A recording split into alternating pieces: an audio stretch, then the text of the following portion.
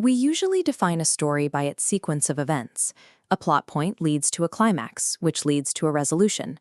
An academic thinking activity assigned by Megamom challenged this view, testing how the same set of facts can produce entirely different experiences based on how they are delivered.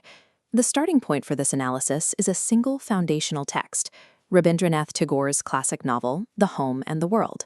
We then look at that same story through the director's lens, Satyajit Ray's acclaimed cinematic adaptation, Ghare Baire. Both versions share the exact same plot points, so why does the audience experience them as two distinct narratives? A story's identity is defined by the structural method through which we are forced to consume it. The first mode of consumption is the traditional collective experience of a classroom reading.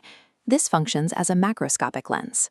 In this setting, the focus stays on overarching themes and broad plot trajectories rather than the mechanics of individual sentences.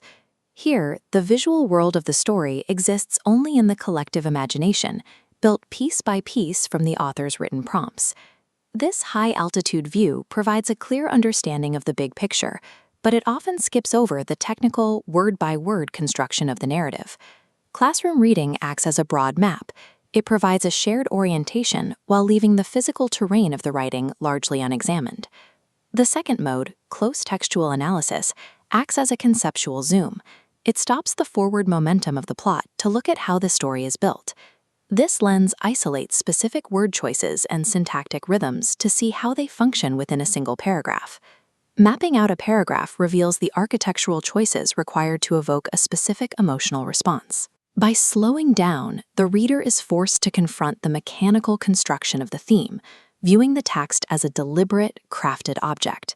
This shift turns an emotional experience into a rigid framework, moving the consumer from a passive listener to an active investigator.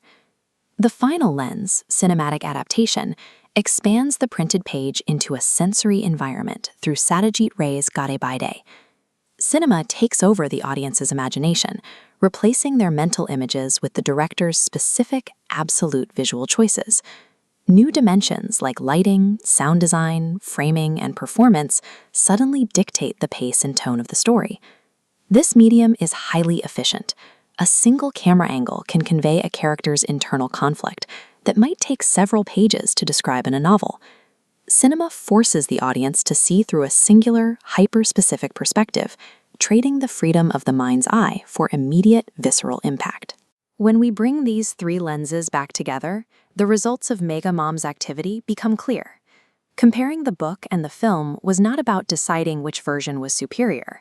It revealed that the meaning of a story is intrinsically bound to the medium that delivers it. The specific tool we use, whether the page or the screen, filters and alters how we perceive the internal logic of the narrative. True narrative literacy requires a constant awareness of the medium you are engaging with, not just a familiarity with the plot. The Home and the World is not a static sequence of events, but a shifting entity that is redefined by the very act of how we choose to observe it.